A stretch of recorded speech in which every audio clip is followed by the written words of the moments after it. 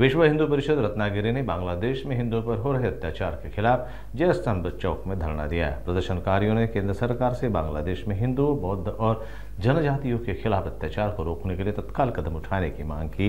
इस मौके पर विधायक उदय सामंत और राजापुर विधायक किरण सामंत ने भी धरने का दौरा किया और आश्वासन दिया कि वे इस मुद्दे पर अपनी आवाज उठाएंगे।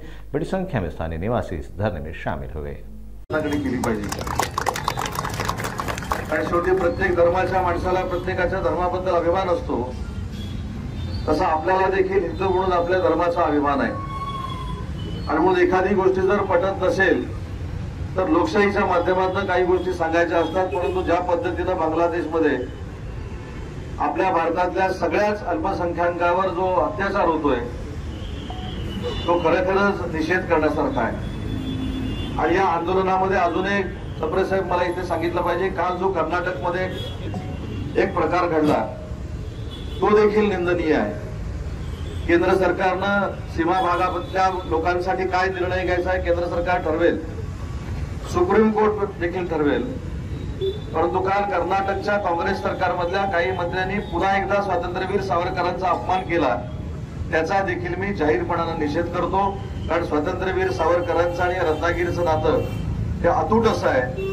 अंदमानच्या जेल नंतर 13 वर्ष त्या रत्नागिरीमध्ये स्वातंत्र्यवीर सावरकरांना स्थानबद्ध केलेलं होतं। वंदनीय बाळासाहेबांच्या विचारानं काम करणारी आमची शिवसेना असल्यामुळं आम्हाला देखील स्वातंत्र्यवीर सावरकरांबद्दल नितांत आदर आहे।